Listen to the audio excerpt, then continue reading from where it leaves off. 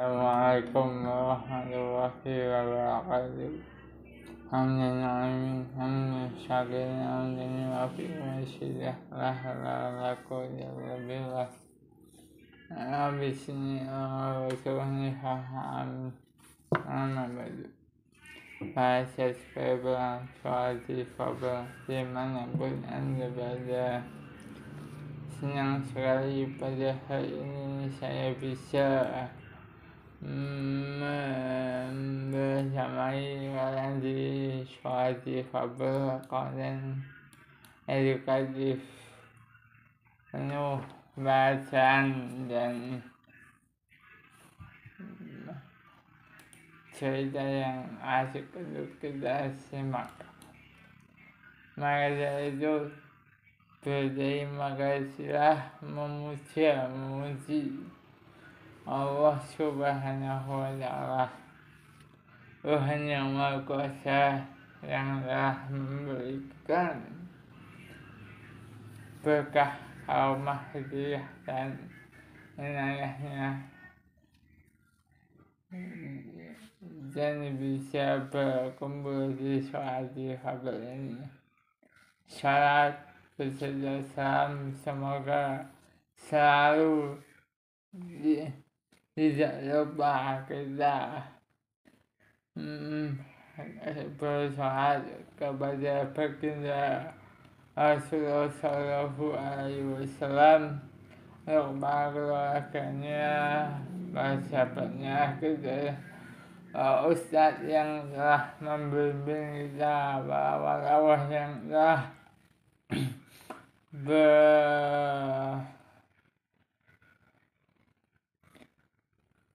menjadi penyebar agama di negeri Nusantara ini, sama Ustadz yang Al-Sunnah wal Jamaah, kita diberi bimbingan yang benar, yang rahmatan lil alamin, dan semoga kita mendapatkan syafaat beliau di yaumil akhir. Ma'asyar muslimin, bahasa Februari suadi Februari sekalian. Pada kesempatan yang ini bukan kisah kodum, tapi ini bisa menjadi cerita menarik untuk kita simak bersama-sama. Semoga apa yang kita dengar dan apa yang kita ada kisah ini dapat menjadi pelajaran bagi kita semua. Yang berjudul Dia Pergi Meninggalkan Cinta Untukku, bahasa Februari suatu kabar. Semoga kisah tiba ini membuat kita suatu kabar, dan saya belajar lebih bersyukur apa yang Anda miliki, apa yang kita miliki. Cinta sejati adalah dambaan siapa saja yang hidup di dunia ini. Cinta aku membencinya. Kata itulah yang selalu kubisikkan dalam hatiku hampir sepanjang kebersamaan kami. Meskipun aku telah menikahinya, aku tidak pernah benar-benar menyerahkan hatiku padanya. Menikah karena paksaan orang tua membuatku benci suamiku sendiri. Walaupun menikah dengan rasa terpaksa, aku tidak pernah menunjukkan sikap benciku kepada suamiku, meskipun membencinya. Setiap hari aku melayaninya, aku terpaksa melakukan semuanya karena aku tidak punya pegangan lain. Beberapa kali muncul keinginan untuk meninggalkannya, tapi aku tidak punya kemampuan finansial dan dukungan siapapun. Kedua orang tua aku sangat menyayangi suamiku karena menurut mereka suamiku adalah sosok suami yang sempurna untuk putri semata wayang mereka. Dalam kisah ini bukan benar bahasa saya disclaimer. Ketika menikah, aku menjadi istri yang sangat manja. Kulakukan segala hal sesuka hatiku. Aku selalu bergantung padanya, bahkan aku menganggap hal itu sudah seharusnya setelah apa yang dia lakukan kepadaku. Aku telah menyerahkan hidupku padanya sehingga aku merasa dia sudah berkewajiban membuatku bahagia dan menuruti semua keinginan aku. Di rumah kami, akulah satunya. Tidak ada seorang pun yang berani melawan keinginan aku. Jika ada sedikit saja masalah, aku selalu menyalahkan suamiku. Aku tidak suka handuknya yang basah terletak di tempat tidur. Aku sebel melihatnya meletakkan sendok sisa mengaduk susu di atas meja dan meninggalkan bekas lengket. Aku benci ketika dia memakai komputerku untuk menyelesaikan pekerjaannya. Dan aku juga marah kalau dia menghubungiku berkali-kali ketika aku sedang bersenang-senang dengan temanku. Tadinya aku memilih untuk tidak punya anak, meskipun bekerja aku tidak mau mengurus anak. Awalnya dia mendukung keputusanku untuk minum pil KB. Rupanya dia menyembunyikan keinginan begitu dalam untuk memiliki anak. Hingga suatu hari aku lupa minum pil KB. Dia tahu namun membiarkannya. Singkat cerita, aku hamil dan baru menyadari setelah habis dari bulan. Itulah kemarahan terbesarku padanya.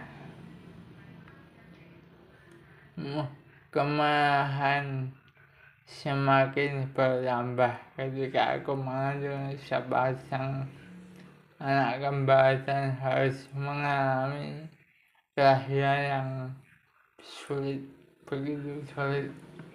Aku memaksanya melakukan tindakan suami agar aku tidak hamil lagi dengan baru dia melakukan keinginanku.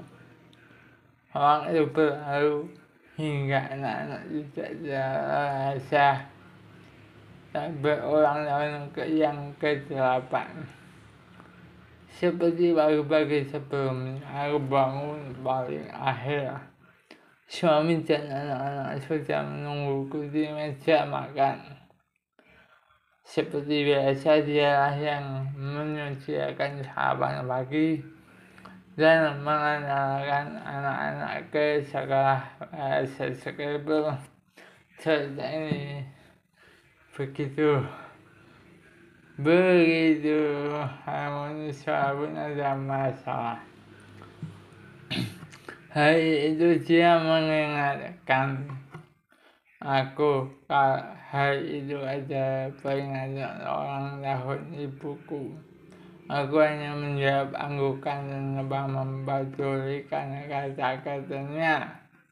Aku memilih pergi ke mall dan tidak hadir ajar ibu. Sebelum kenal biasa, suamiku mencium pipiku saja dan diikuti anak-anak.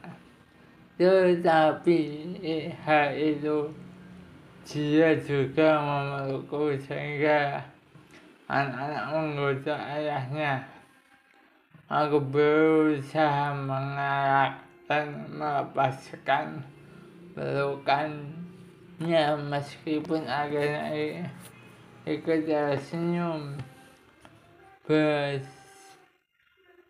bersama anak-anak. Dia kembali mencium hingga beberapa kali di depan pintu, seakan berat untuk pergi. Ketika mereka pergi, aku memutuskan untuk pergi ke salon. Di waktunya aku harus membayar tagihan salon. Aku terkejut ketika menyadari bahwa dompetku tertinggal di rumah. Meskipun merogoh tasku hingga berganti-ganti, aku tidak menemukannya di dalam tas tersebut. Sambil berusaha mengingat apa yang terjadi hingga dompetku tidak bisa kutemukan, aku menelepon suamiku. Maaf sayang, kemarin Farhan meminta uang jajan dan aku tidak punya uang kecil, maka aku ambil uang dari dompetmu. Aku lupa menaruhnya kembali ke tasmu dan kalau tidak, saat aku meletakkan di atas meja kerjaku, katanya sambil menjelaskan dengan lembut.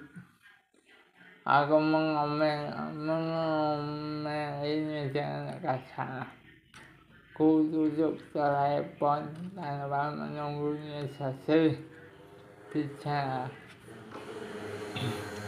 Tidak lama kemudian handphone aku kembali berbunyi. Meski masih kesal, aku mengangkatnya dengan sedang membentak. Apalagi sayang, aku pulang sekarang. Aku akan ambil dompet dan mengenalkan padamu. Sayang, sekarang ada di mana? Tanya suamiku cepat. Khawatir aku menutup telepon kembali. Aku menyebut nama sayangku dan tanpa menunggu jawaban lagi, aku kembali menutup telepon. Hujan turun ketika aku melihat keluar dan berharap mobil suamiku segera sampai. Menit berlalu menjadi jam. agar semakin tidak sabar sehingga mulai menghubungi handphone suamiku. Tidak ada jawaban meskipun sudah berkali-kali ku telepon. Padahal biasanya hanya 2 kali berdering, suamiku sudah mengangkat teleponku. Aku mulai merasa marah. Teleponku diangkat setelah beberapa kali mencoba. Ketika benarkan aku belum lagi keluar terdengar suara asing menjawab telepon suamiku. Aku terdiam beberapa saat sebelum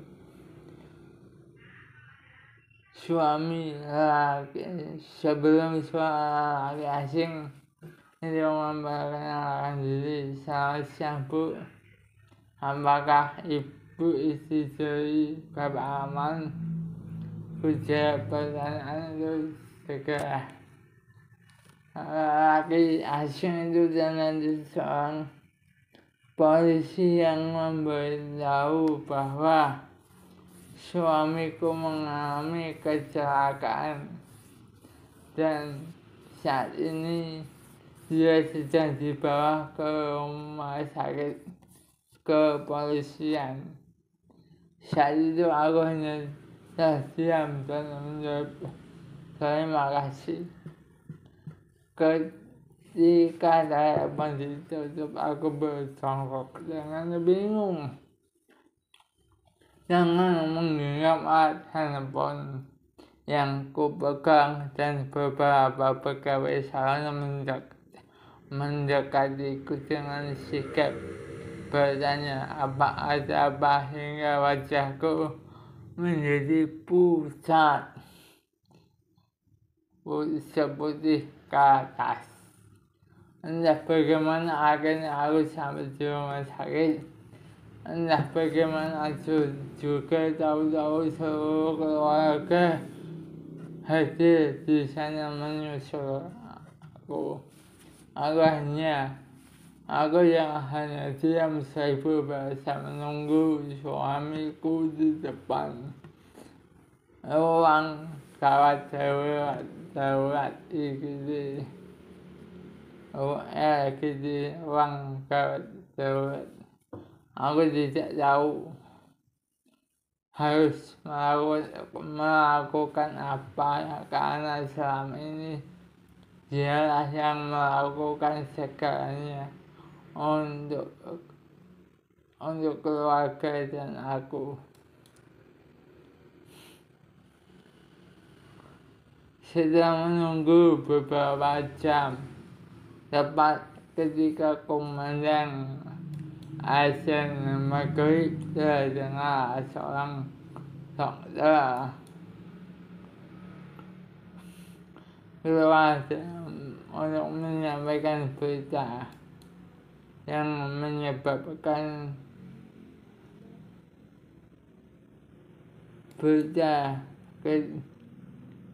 itu suamiku telah tiada. Dia pergi bukan karena kecelakaan itu sendiri, seorang stroke yang menyebabkan kematian.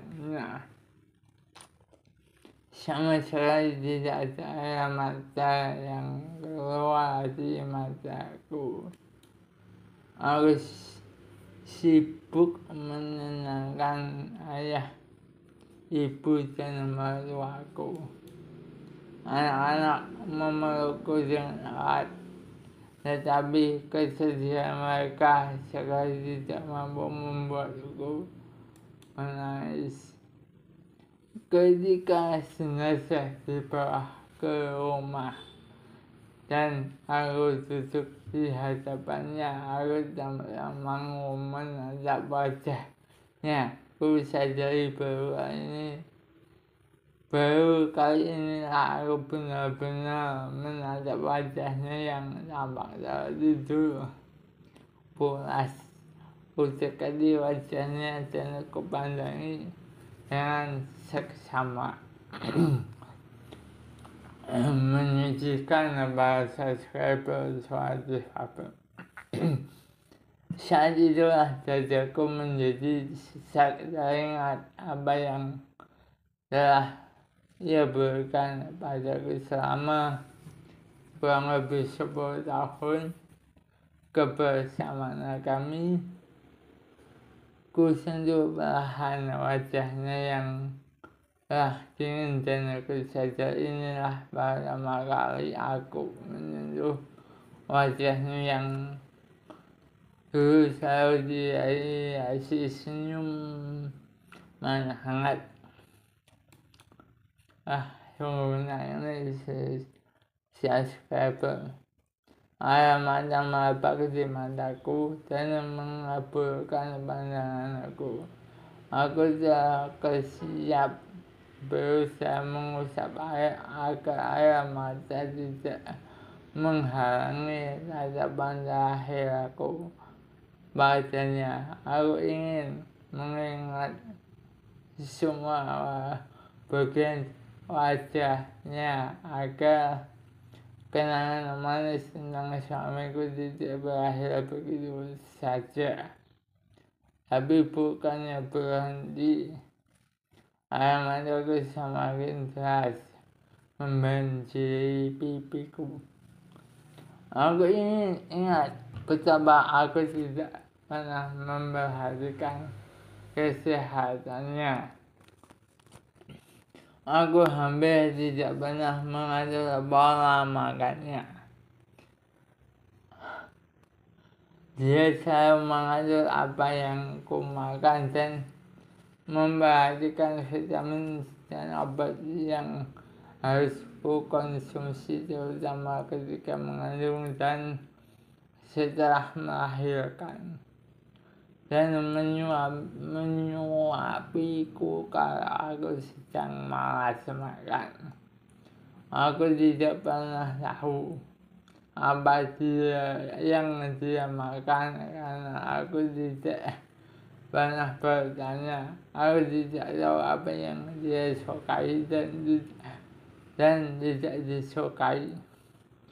Hampir seluruh keluarga tahu bahwa suamiku adalah penggemar mie instan dan kopi kental. Dadaku sesak mendengarnya karena aku tahu dia mungkin terpaksa makan mie instan karena aku hampir tidak pernah memasak untuknya. Aku hanya memasak untuk anak-anak dan diriku sendiri. Aku tidak peduli dia sudah makan atau belum ketika pulang kerja, dan dia bisa makan masakan aku hanya kalau bersisa saat pemakaman. Aku tidak mampu menahan diri lagi. Aku pingsan ketika melihat tubuhnya hilang bersamaan onggokan tanah yang menimbun jasadnya. Aku tidak tahu apapun sampai dadaku sampai terbangun di tempat tidur besarku. Aku terbangun dengan rasa sesal memenuhi oleh dadaku. Keluarga besarku membujukku dengan sia-sia karena mereka tidak pernah tahu mengapa aku begitu terluka kehilangan dirinya. Hari-hari yang aku jalani setelah kepergiannya bukan kebebasan yang selama ini kuinginkan. Aku terjebak di dalam keinginan untuk kebersamaannya di awal kepergiannya. Aku duduk selama memandangi piring kosong ayah, ibu, dan ibu menyuruh aku membujukku makan. Tetapi yang kuingat hanyalah saat suamiku yang membujukku makan kalau aku sedang malas makan. Ketika aku lupa membawa handuk saat mandi, aku berteriak memanggilnya seperti biasa. Ketika malah ibuku yang datang, aku bersorak menangis di dalam kamar mandi. Berharap dia yang datang. Kebiasaanku yang menelepon setiap kali aku tidak bisa melakukan sesuatu di rumah membuat teman kerjanya kebingungan menjawab teleponku. Setiap malam aku menunggunya di kamar tidur dan berharap esok pagi aku terbangun dengan sosoknya di sebelahku. Aku malah pada diriku sendiri, aku malah karena semua terlihat normal meskipun dia sudah tidak ada. Aku malah karena berdua dunia masih di sana dan meninggalkan wangi yang membuatku rindu.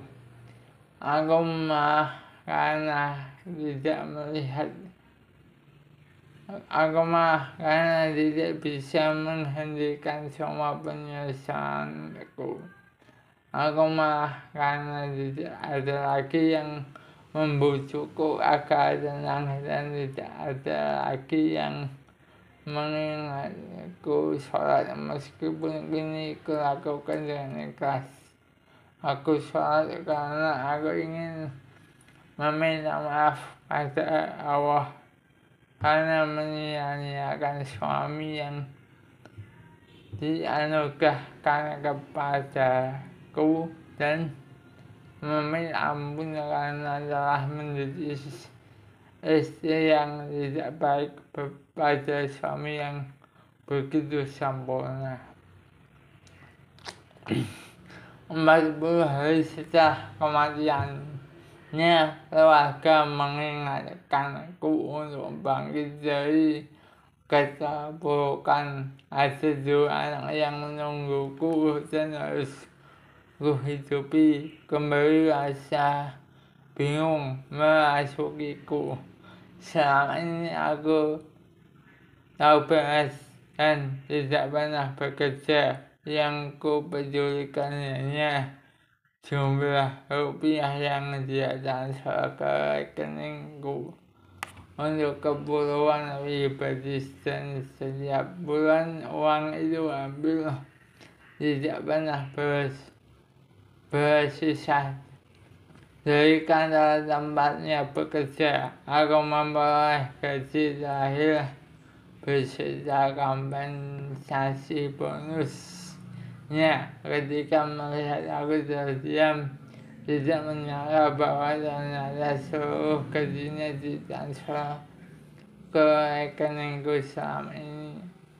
Aku tidak pernah sedikit pun menggunakan gaji itu untuk keperluan rumah tangga. Yang aku tahu sekarang, aku harus bekerja atau anak-anakku tidak bisa hidup karena jumlah gaji terakhir dan kompensasi bonusnya tidak akan cukup untuk menghidupi keluarga kami bertiga. Kebingungan terhadap beberapa waktu kemudian ayahku datang bersama seorang notaris. Dia membawa banyak sekali dokumen. Notaris itu memberikan surat pernyataan bahwa suamiku mewariskan seluruh kekayaannya padaku dan anak-anakku. yang membuatku tidak mampu berkata apapun adalah isi surat untukku. Istriku sayang, tersayang, maafkan karena aku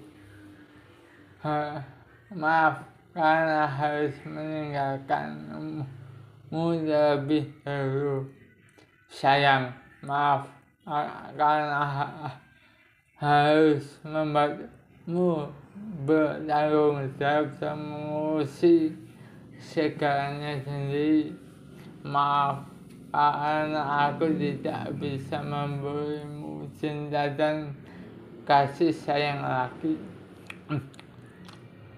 Tuhan memberiku waktu yang terlalu singkat karena mencintaimu dan anak-anak adalah hal terbaik yang pernah aku lakukan untukmu. Seandainya aku bisa, aku ingin mendampingimu selamanya, tetapi aku tidak mau kalian kehilangan kasih sayangku begitu saja. Selama ini aku telah menabung sedikit demi sedikit untuk kehidupan kalian nanti. Aku tidak ingin kalian susah. Setelah aku pergi, tidak banyak yang ku berikan, tetapi aku berharap kamu bisa memaafkannya untuk membesar dan mendidik anak-anak. Lakukan yang terbaik untuk mereka yang sayang. Jangan menangis, sayangku yang manja. Lakukan banyak hal untuk membuat hidupmu yang terbuang. Percuma selama ini aku memberi kebebasan padamu untuk mewujudkan mimpi-mimpi yang tidak sempat kau lakukan selama ini. Maafkan kalau aku menyusahkanmu dan semoga Tuhan memberimu jodoh yang lebih baik dariku. Natalis memberitahu bahwa selama ini memiliki beberapa asuransi dan tabungan deposito harian dari hasil warisan ayah kandungnya. Suamiku membuat beberapa usaha dari hasil deposito tabungan tersebut dan usaha tersebut cukup berhasil.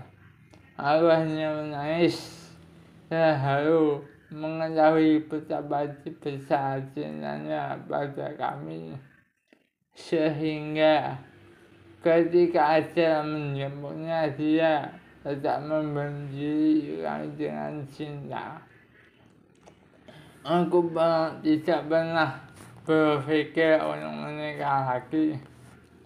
Banyak laki yang hadir tidak mampu menghapus sosoknya yang masih begitu hidup di dalam hatiku. Hari demi hari hanya aku abadikan untuk anak-anakku. Aku menghabiskan uang 10 tahun untuk membencinya, tetapi menghabiskannya ambil sepanjang sisa hidupku untuk mencintainya. Aku bebas darinya karena kematian, tapi aku tidak pernah bebas dari cintanya yang begitu tulus. Wow, begitu dasar cintanya. Pada saat itu dia membenci suaminya pada subscriber suara difabel, tapi dia malah berbaiklah setelah suaminya itu meninggal. Dan Akhirnya suara difabel cukup sampai di sini. Kurang lebihnya mohon maaf. Wallahu a'lam bishawab. Rabbana atina fid dunya hasanah wa fil akhirati hasanah wa qina adzabannar. Subhanallahu fiik. Dan jangan lupa dukung suara difabel. Semoga bermanfaat untuk kita semua, terutama para subscriber. Dan terima kasih untuk kebersamaan Bapak. Akhir kalam, wallahu a'lam bishawab. Wassalamualaikum warahmatullahi wabarakatuh.